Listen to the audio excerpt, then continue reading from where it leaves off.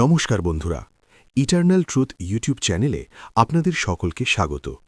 কমেন্টে লিখুন জয় শ্রীকৃষ্ণ, শেয়ার করুন প্রিয়জনের সাথে। চ্যানেলটিতে যদি নতুন হয়ে থাকেন সাবস্ক্রাইব করুন আরও নতুন নতুন গল্পের জন্য। আজকের আধ্যাত্মিক কাহিনী।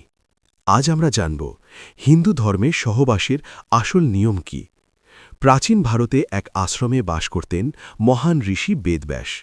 তার আশ্রমে বহু শিষ্য শিক্ষা লাভ করত। একদিন এক যুবক শিষ্য, নাম অনিরুদ্ধ, গুরুদেবের কাছে এসে জিজ্ঞাসা করল, গুরুদেব, হিন্দু ধর্মে স্বামী স্ত্রীর সহবাসের প্রকৃত নিয়ম কি?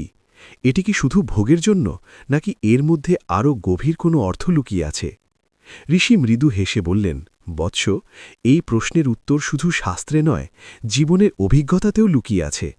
আমি তোমাকে একটি কাহিনী শোনাই। মিথিলার রাজা জনক ছিলেন একজন মহান রাজা এবং জ্ঞানী ব্যক্তি। তার স্ত্রী ছিলেন অত্যন্ত পবিত্র ও ধর্মনিষ্ঠাসম্পন্না।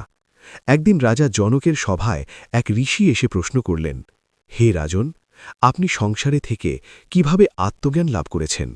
রাজা উত্তর দিলেন, আমি আমার স্ত্রীকে কখনো ভোগের বস্তু মনে করিনি। আমি তাকে আমার অর্ধাঙ্গিনী, আমার আত্মার অর্ধেক অংশ হিসেবে দেখেছি।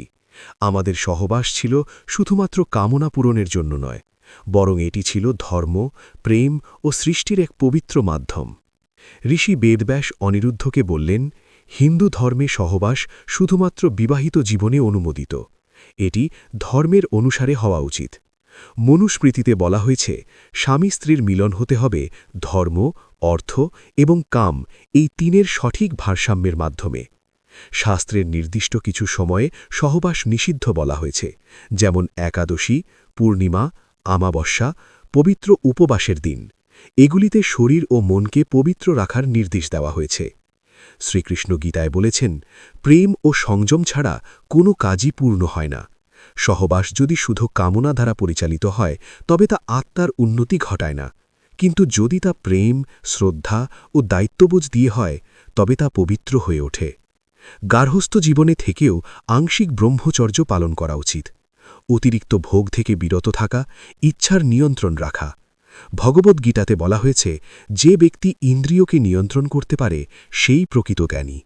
হিন্দু ধর্মে সহবাসীর একটি প্রধান উদ্দেশ্য হল সৎ ও ধর্মপরায়ণ সন্তানের জন্ম দেওয়া।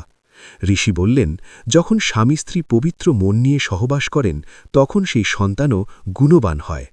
স্ত্রীকে কখনো ভোগের বস্তু হিসেবে দেখা উচিত নয়, তাকে সম্মান, ভালোবাসা ও সমান মর্যাদা দিতে হবে।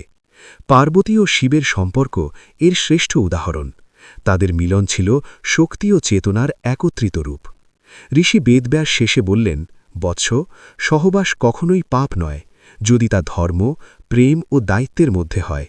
কিন্তু যদি তা লালসা ও স্বার্থপরতার জন্য হয় তবে তা আত্মার পতনের কারণ হয়ে দাঁড়ায়। অনিরুদ্ধ গভীরভাবে প্রণাম করে বলল, গুরুদেব, আজ আমি বুঝতে পারলাম, সহবাস শুধু শরীরের নয়, এটি আত্মারও এক মিলন। হিন্দু ধর্মে সহবাস একটি পবিত্র কর্ম, যা ধর্মের মধ্যে সীমাবদ্ধ, প্রেম ও শ্রদ্ধার ভিত্তিতে প্রতিষ্ঠিত, আত্মনিয়ন্ত্রণ দ্বারা পরিচালিত এবং সৃষ্টির এক মহৎ উদ্দেশ্য বহন করে। তাই বলা হয়, যেখানে প্রেম, শ্রদ্ধা ও ধর্ম আছে সেখানেই সহবাস পবিত্র। এই ছিল আজকের আধ্যাত্মিক কাহিনী। আপনাদের এই গল্পটা যদি ভালো লেগে থাকে, লাইক, কমেন্ট, শেয়ার, সাবস্ক্রাইব অবশ্যই করবেন। পুরো গল্পটা শোনার জন্য ধন্যবাদ।